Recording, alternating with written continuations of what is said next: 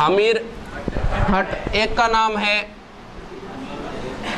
अमीर रासो और एक का नाम है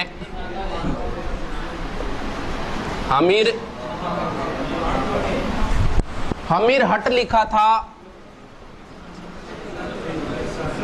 चंद्रशेखर ने, अमीर रासो लिखा था जोधराज ने, सारंगधर या जोधराज एक ही नाम है, और अमीर महाकाव्य लिखा था।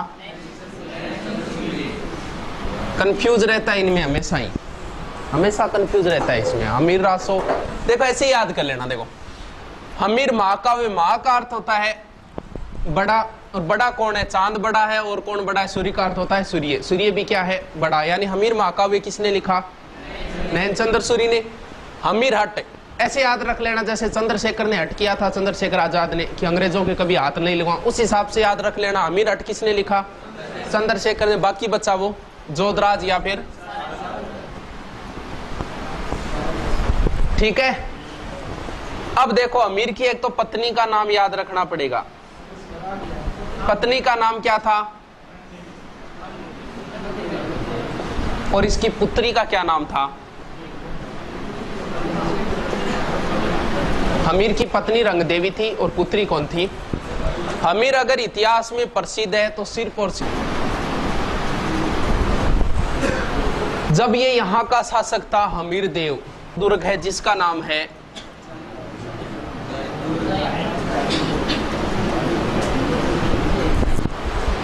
जाहिन दुर्ग को रणथंबोर दुर्ग की क्या कहा जाता है? कुंजी का मतलब ये हुआ जैसे मान लो ये कोई पर्वत है, पर्वत के ऊपर ये दुर्ग है और उसका जाने का रास्ता सिर्फ एक ही, चारों ओर पहाड़ियां, कहीं से नहीं जा सकते, एक ही रास्ता, और रास्ते के बीच में एक दुर्ग और बना देते हैं। अब क्या है, अगर आप यहां तक पहुंचना चाहते हो तो पहले इस दुर्ग को जीतना पड़ेगा, वो होती है कुंजी। यानी रणथंबोर दुर्ग की कुंजी कौन सा दुर्ग था? रणथंबोर दुर्ग की कुंजी कौन सा दुर्ग है? जाहिन दुर्ग। जाहिन या जाहिन एक ही बात है, श्रीपंथ दुर्ग भी कहा जाता है इसको। इस दुर्ग के पास अमीर का एक व्यक्ति था, सेनापति था, जिसका नाम था गुरदास सैनी। नहीं याद करना है, कोई मतलब नहीं है। ये गुरदास सैनी हमारा गया, शायद सैनी पहली बार आया इतिहास में, माड़ी का जिक्र पहली बार आया ना इतिहास में। ये गुरदास सैनी मारा गया। इसके बाद जलालुद्दीन खिलजी ने इस दुर्ग को घेर लिया। कौन से दुर्ग को? रणथंबोर दुर्ग। यहाँ पर कुछ दिनों तक घेराबंदी रखी इसने। अमीर की इतनी अच्छी व्यू रचना थी कि जलालुद्दीन खिलजी इस दुर्ग को जीत नहीं पाया। लंबा टाइम हो गया। तब क्या किया? साइकोलॉजी में एक नियम होता है ना, औचित्य स्थापन। औचित्य स्थापन नियम के अनुसार ये होता है, जैसे आपने नौकरी की तैयारी की, नौकरी लगे नहीं, फिर आप नौकरी में कमी काटो ना, पुलिस ही क्या नौकरी निकालते हो ना, बस संतुष्टि खातर हुए। जब मोटरसाइकिल साल खंड रमान करी, फिर हाथ की आयो को निकल ना, खत्म हो नहीं हुई। वो क्या होता है? वो आत्मा संतुष्टि देनी है। दुर्ग को जीत नहीं पाया। कौन? जलालुद्दीन। अब क्या करे, यहां से जाना तो पड़ेगा। जातो जातो कहेगा बोल बाढ़ समझू मैं ईशान, इससे 10 दुर्ग तो मैं मुसलमान गए बाढ़ के बराबरी महत्व कौन दी। बस ये एक ही बात याद रखनी। रणथंबोर दुर्ग के बारे में किसने कहा था कि मैं उसे मुसलमान के एक बाल के बराबर भी महत्व नहीं देता? बस। और की याद कौन करो ना, आपको गुरदास सैनी से मतलब है ना किसी और से मतलब। बस बात खत्म। आगे चले? क्यों आगे चले? अब देखो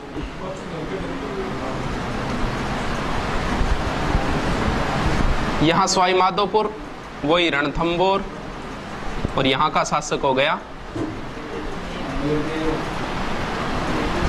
अमीर। जलालुद्दीन खिलजी के बाद यहां का बन गया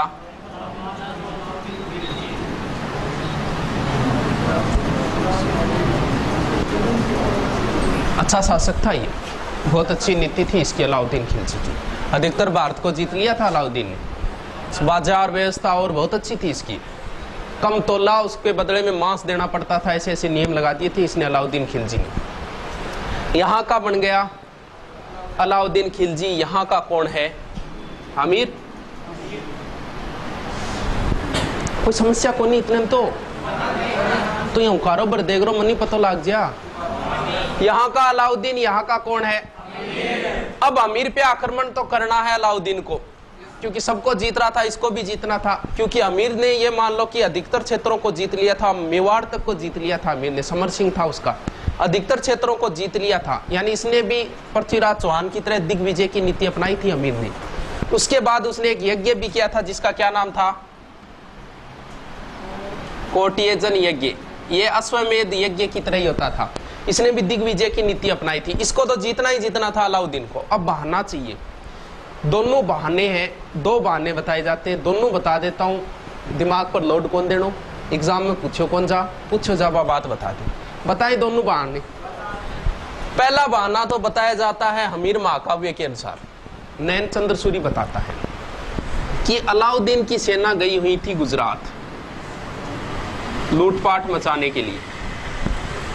गुजरात से वापस आ रही थी सेना और यहां जालौर के पास धन के बंटवारे के लिए झगड़ा हो गया।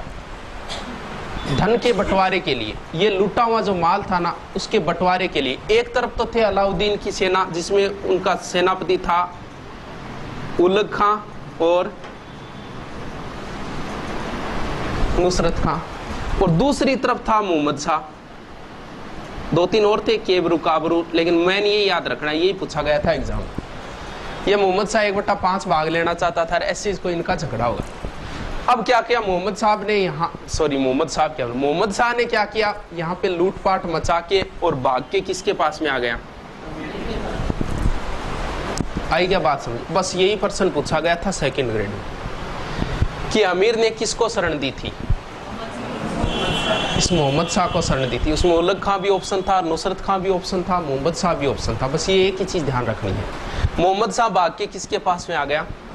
ये तो पहला कारण है, लोड कौन देना, ज्यादा दिमाग पर लोड कौन देना। अब देखो दूसरा कारण क्या बताए थे आप ही बेरो पाट लिए, कौन सा कारण है उसके।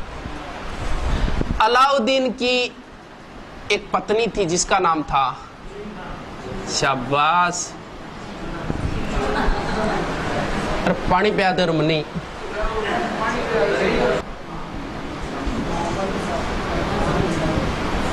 ये अमीर अट बताता है, ये अमीर अट क्या बताता है कारण।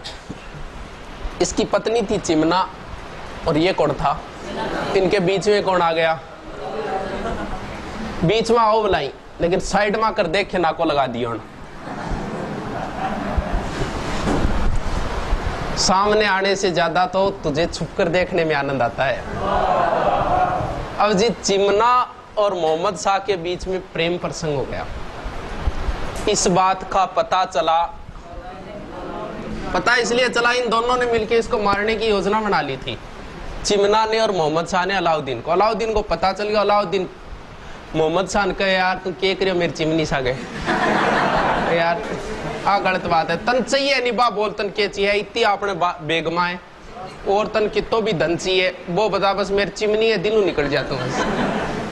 मोहम्मद शाह भी सच्चासी को, मैं उसूलों से बगावत नहीं करने वाला और तौहीन ए मोहब्बत नहीं करने वाला, ये नजराना मुझको ना पेश करो साहिब, मैं चिमना को छोड़कर किसी और पे नहीं मरने वाला। अब चिमना दीवाना, चिमना का ही दीवाना रहा। अब इस बात पे अलाउद्दीन ने इसको मारने के लिए सेना भेज दी। अब जैसे इसको पता चला मारेगा, ये भाग के किसकी शरण में आ गया, बताओ कौन सा कारण हो सकता है। घोर कलयुग आ गयो, जो भी कारण रहा हो कोई मतलब नहीं, अपने को सिर्फ एक ही ध्यान रखना है किसको शरण दी थी। अब देखो अलाउद्दीन ने इसको मोहम्मद शाह को मांगा किससे, अमीर से। मना करना ही था, शरणागत का रक्षा करने वाला था, मना इसको करना ही था।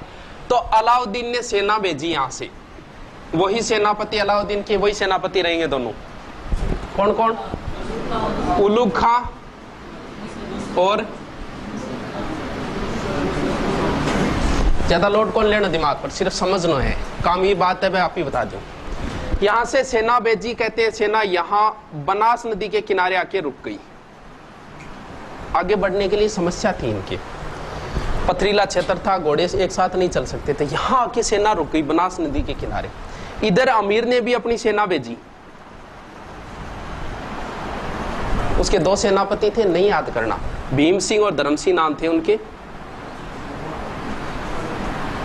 यहां इनका युद्ध हुआ, बनास नदी के किनारे ही बताते दोनों का युद्ध हुआ। कहते हैं कि अलाउद्दीन की सेना हार गई थी इसमें। हराने के बाद भीम सिंह धर्म सिंह वापस आ रहे थे। भीम सिंह धीरे धीरे चल रहा था, पीछे था।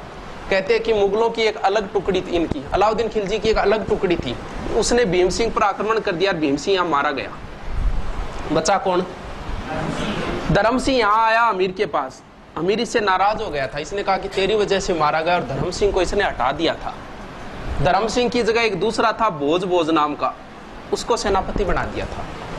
अब भोज से बेइज्जती नहीं बनी, यानी बार बार इसका आक्रमण हो रहा था, सही बेइज्जती नहीं बनी, तो इसने अमीर ने क्या किया, भोज को दोबारा हटा कर वापस किसको बना दिया? ये भोज भाग के किसके पास चला गया? अब धर्म सिंह के भी एलर्जी थी, पहले हटाया फिर बनाया, इसके भी एलर्जी हो गई, भोज की एलर्जी हो ही गई, इसको बेइज्जती करके निकाला, दोनों यहाँ भी दुश्मन पैदा हो गए इसके अमीर की। अब देखो अलाउद्दीन ने एक बीच में दूसरा आक्रमण और किया था, कोई महत्वपूर्ण नहीं है उसमें, तीसरा और मुख्य आक्रमण बताएं। अब दोबारा वो सेना भेजता है, वही सेनापति कौन? उलुग खां, नुसरत खां। सेना भेजने के बाद सबसे पहले किस दुर्ग को जीतना है? जाहिन दुर्ग को जीत लिया और घेराबंदी कर दी, किस दुर्ग के? रणथंबोर दुर्ग के। यानी रणथंबोर दुर्ग को उलुग खां और नुसरत खां ने घेर लिया। अब क्या हुआ? अरे अब भी घटसाको है, अभी घटसाको करा तू, डट तो शुरू है, ब्याह पहली टाबर थोड़ी होगा। हाँ बताएं। अब देखो कौन है? उलुग खां और नुसरत खां। क्या हुआ? नुसरत खां आगे आगे बढ़ के इसकी व्यू रचना देख रहा था, इधर से पता नहीं क्या हुआ, इसके तीर लगा, जो भी लगा, नुसरत खां मारा गया। बचा कौन? उलुग खां। इस बात की सूचना मिली क्योंकि उलुग खां ने इसके पास संदेशा भिजवाया, जल्दी से बड़ी सेना भेजो। कहते हैं कि अलाउद्दीन खुद ही चल पड़ा वहां से सेना लेके। अब देखो अलाउद्दीन के दरबार में एक बंदा रहता था जिसका नाम था